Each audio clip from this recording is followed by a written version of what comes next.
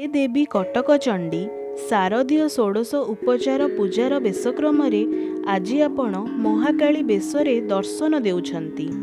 हे करुणामयी सप्तशती चंडीर प्रथम अध्याय ध्यान मंत्र रे आपणक सुंदर वर्णना करा जायछि।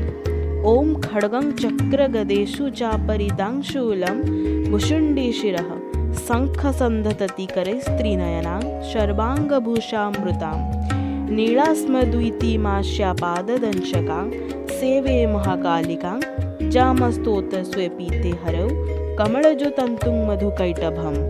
अर्थात भगवान विष्णु शयन कला परे मधुकैटभ को मारिबा निमंते कमल जन्मा ब्रह्मा जहाँ को स्तवन करथिले सेही महाकाली देवी को मु सेवा करुछि। से निज 10टी भुजरे खड्ग चक्र गदा सर धनु परिघा शूल भुसुंडी मस्तक एवं शंख धारण करिछंती।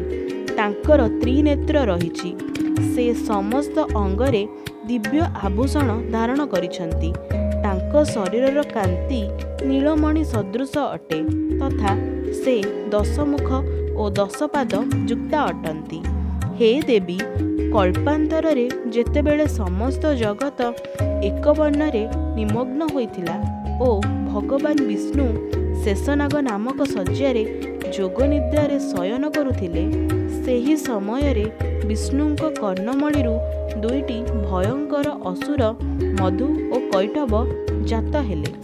सेमाने जेतेबेले ब्रह्मा को वध करबाकू प्रयास कले ओ विष्णु शयनरत जानी ब्रह्मा विष्णुंक निद्रा भंग पाई तांको नेत्ररे निवास करुथिबा जोग निद्रा रूपी महाकालींक स्तव आरंभ कले।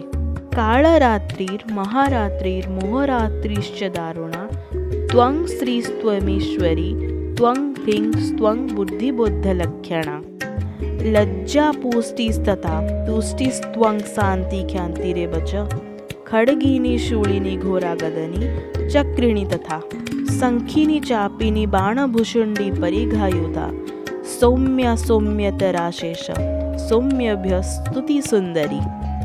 हे देवी महाकाली ब्रह्मा आपणक स्तुति करी कहउछंती जेउठारे सद और असद रूपरे जहा किछि भी वस्तु रहिछि एवं से सबुरे जहा किछि भी शक्ति अछि से सबु आपण ही अटंती।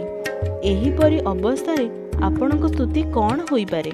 परा परणांग परमा त्वमेव परमेश्वरी जच किंचित क्वचिद वस्तु सदा सदा वा खिलात्मिके तस्य सर्वस्य जा शक्तिः सा त्वं किं स्तूयसे तदां जया त्वया जगत्स्रष्टा जगत्पात्या इति जो जगत।